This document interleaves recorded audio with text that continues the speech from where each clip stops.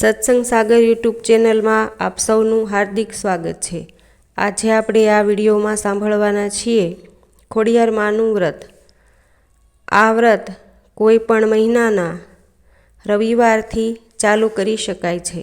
વ્રત કુલ 11 રવિવારનું છે।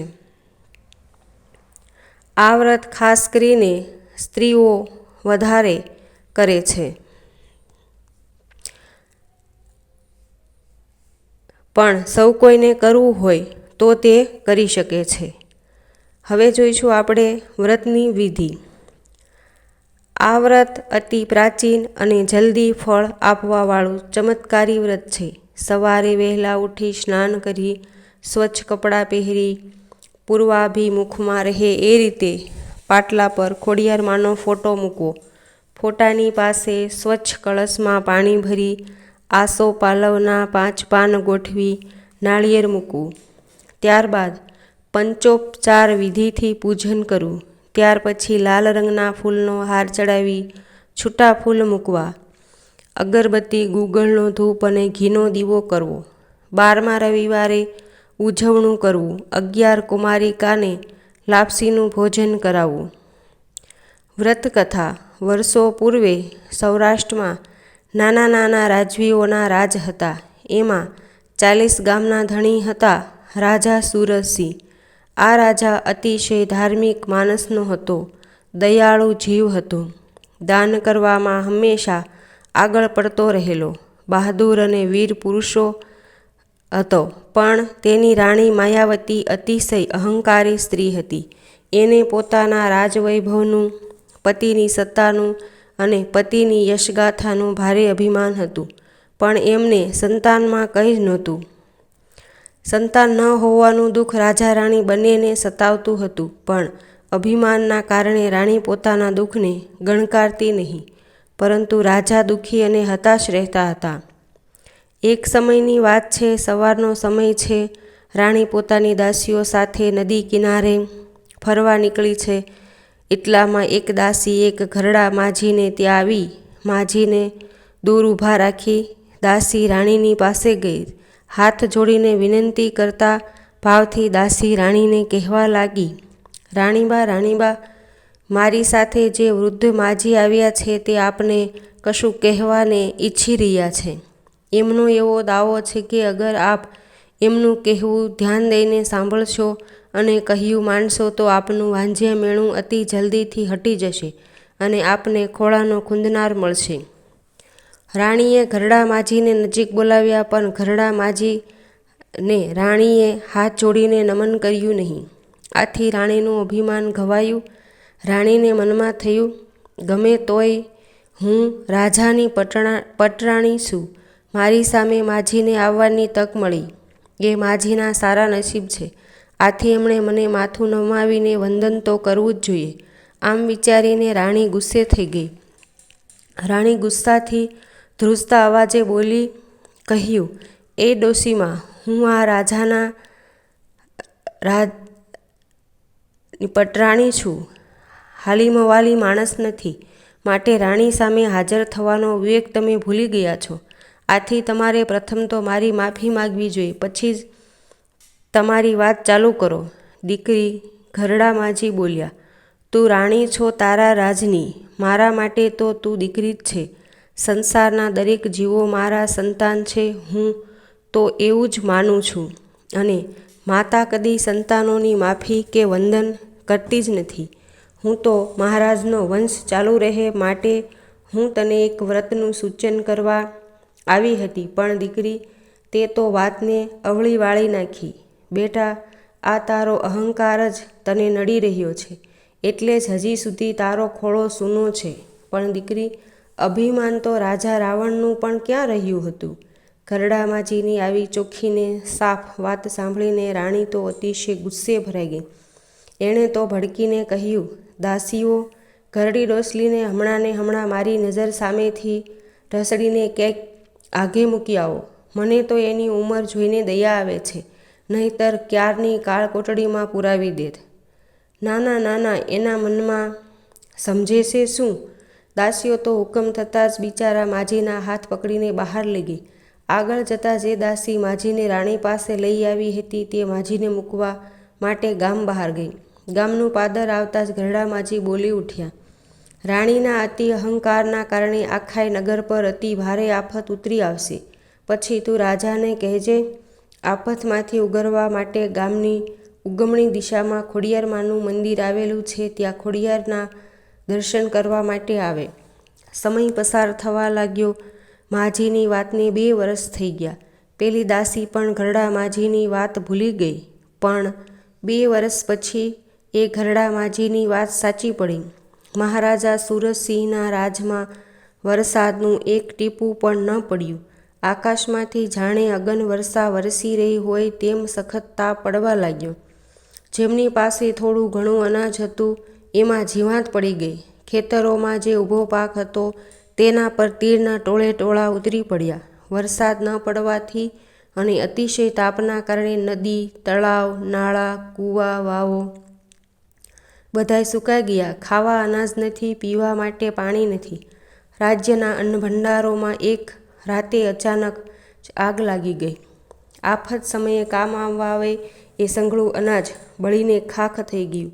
ઢોર તો બિચારા ટપોટપ મરવા લાગ્યા. પછી લોકો રાજ્ય છોડવા માંડ્યા. અતિ રોગચાળો ફાટી નીકળ્યો. લોકો મરવા લાગ્યા. રાજા બિચારા હતાશ થઈ ગયા. રાજાના હાથની વાત હતી નહીં. કુદરત આગળ રાજા હારી ગયો. આથી લમણે હાથ દઈને રડી પડ્યો. અંતે હારી થાકીને મહેલની અટારીએ આવીને 2 હાથ જોડીને ભગવાનને પ્રાર્થના કરવા લાગ્યો.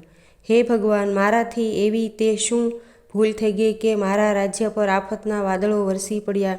મારી પ્રજા હેરાન પરેશાન થઈ મારું રાજ્ય છોડીને બીજા રાજ્યમાં ચાલવા માંડ્યા. હે પ્રભુ, મારા પ્રાણ લઈ લે, પણ મારી પ્રજાને બચાવી લો. ભગવાન, મારી વિનંતી સાંભળી મારા પર નહીં તો કંઈ નહીં, પણ મારી પ્રજા પર તો દયા કર. રાજાને આવી રીતે રડતા રડતા વલોપાત કરતા જોઈને પેલી દાસીને અચાનક જ પેલા ઘરડા માજીએ કહેલી વાત યાદ આવી ગઈ અને તે તરત જ સમજી ગઈ કે અહંકારના કારણે રાણીએ પેલા ઘરડા માજીનું કરેલું અપમાનનું જ આ કારણ છે. અને દાસીને માજીએ કહેલા શબ્દો એકદમથી યાદ આવી ગયા. જ્યારે રાજ્ય પર આફતના વાદળો તૂટી પડે ત્યારે તારા રાજાને કહેજે કે ઉગમણી દિશામાં ખોડિયારમાંનું મંદિર છે, ત્યાં આવીને માથું ટેકવે. ચૂપચાપ દાસી રાજા પાસે આવી રાજાને હાથ જોડીને પેલા ઘરડા માજીની સંઘળી વાત જણાવી દીધી. રાજા તો પોતાની પ્રજાના દુઃખથી અતિ પરેશાન હતો. રાજા તો તરત જ વેશ પલટો કરીને પેલી દાસીને સાથે લઈને ઉગમણી દિશા તરફ ચાલતો થયો. થોડે દૂર ગયા ત્યાં મંદિરનું શિખર દેખાવા માંડ્યું. ત્યાં પીપળાના ઝાડ નીચે પેલા ઘરડા માજીને બેઠેલા જોયા.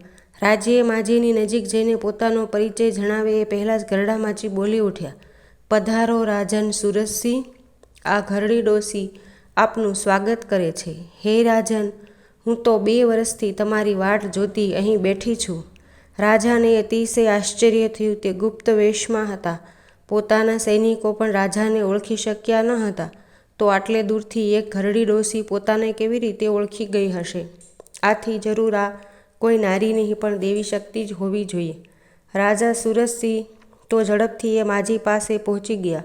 2 હાથ જોડી તેમના શરણોમાં ઢળી પડ્યા અને બોલ્યા, માં, મારી રાણીએ કરેલ આપના અપમાનની માફી માગવા આવ્યો છું. રાણીના અપરાધની મને સજા કરો, પણ મારી પ્રજાને ઉગારોમાં.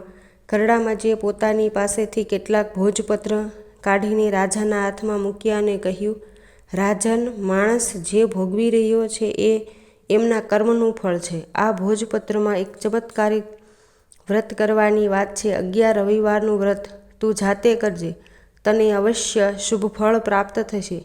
આટલું બોલતા જે ઘરડા માજી ક્યાં અદૃશ્ય થઈ ગયા તેની રાજાને ખબર પણ પડી નહીં. પાસા આવેલા માં ખોડિયારના મંદિરમાં આપોઆપ દીવડા પ્રગટી ઉઠ્યા. ઘંટારવ થયો. રાજાએ મંદિરમાં જઈ માં ખોડિયારના દર્શન કર્યા. ઘરડા માજી આપેલ ભોજપત્રમાં ખોડિયારમાંના વ્રતની વિધિ, નિયમો, ઉજવણું વગેરે જણાવેલું હતું. રાજા મહેલમાં આવીને તરત જ રાણીને મળવા માટે રાણી વાસમાં ગયા. રાણી પાસે જઈને બધી દાસીઓની હાજરીમાં જ ઘરડામાજી સાથે કરેલા અપમાનભર્યા વ્યવહારની વાત જણાવી અને રાણીને ઠપકો આપ્યો. રાજ્ય પર ઉતરી આવેલ આફતના વાદળોનું એ ઘટના જ કારણરૂપ છે એ પણ જણાવ્યું. રાજાની વાત સાંભળીને રાણીને અતિશય દુઃખ થયું. તેણે રાજાની માફી માંગી. રાજાએ ભોજપત્રમાં જણાવેલ વ્રતની વાત રાણીને જણાવી. આ વ્રત કરવાથી આપણું વાંઝ્યાપણું ભાંગશે અને પ્રજા પર ઘેરાયેલ વિપત્તિના વાદળો પણ દૂર થઈ જશે એ પણ રાણીને સમજાવ્યું. રાજાએ ચમત્કારિક અને પાવનકારી વ્રત કરવાનો રાણીવાસમાં જ દ્રઢ સંકલ્પ કરી નાખ્યો. રાજાની સાથે રાણી પણ 11 રવિવારનું મા ખોડિયારનું પાવનકારી વ્રત કરવાને તૈયાર થઈ. રાજા રાણીએ ત્યાર પછીના આવતા રવિવારથી એ પવિત્ર વ્રત કરવાની શરૂઆત કરી. પ્રથમ રવિવાર પૂર્ણ થતાં જ રાતે કોણ જાણે ક્યાંથી આકાશમાં કાળા ભમર વાદળો ઘેરાઈ આવ્યા અને વરસાદ વરસી પડ્યો.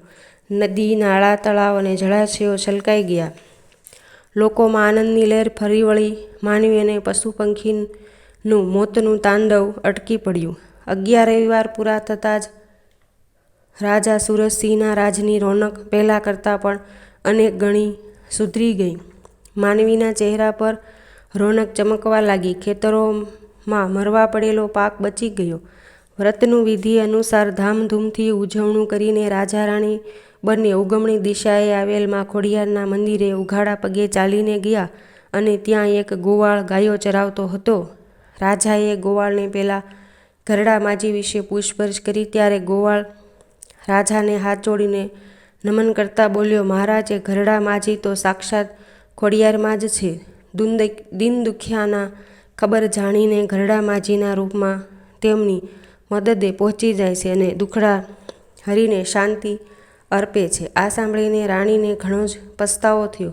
આંગણે સ્વયં ખોડિયારમાં પધાર્યા હતા. પોતાનું દુઃખ હરતા આવ્યા હતા અને મેં ભૂંડીએ તેમનું જ અપમાન કરીને ધૂતકારી કાઢી મૂક્યા. માતાજીના મંદિરમાં આંખોમાં શ્રાવણ ભાદરવો વરસાવીને રાણીએ પોતાની ભૂલની માફી માંગી.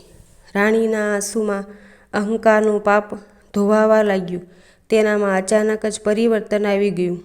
અહંકારની જગ્યા ઉદારતા અને દયાએ લઈ લીધું. વ્રતના પ્રભાવથી રાણીનો અહંકાર ધોવાઈ ગયો. ચારે બાજુથી મંગળ સમાચારો આવી રહ્યા હતા અને સમય જતાં રાણીએ એક સુંદર મજાના રાજકુમારને જન્મ આપ્યો. આ વ્રતની આવી મંગળ અસર થાય છે. આ એ જ વ્રત છે જે રાજા સુરસિંહને મા ખોડિયાર ભોજપત્રમાં લખેલું પોતાના હાથે જ આપ્યું હતું. જે ભક્ત પૂરી શ્રદ્ધાભાવથી મા ખોડિયારનું આ પાવનકારી વ્રત કરશે, સાંભળશે, તેના તમામ મનોરથો મા ખોડિયાર અવશ્ય પૂરા કરશે. જય મા ખોડિયાર. જો તમને મારો આ વિડીયો પસંદ આવ્યો હોય તો લાઈક કરજો, શેર કરજો અને તમારા મિત્રોમાં શેર કરજો. જય મા ખોડિયાર.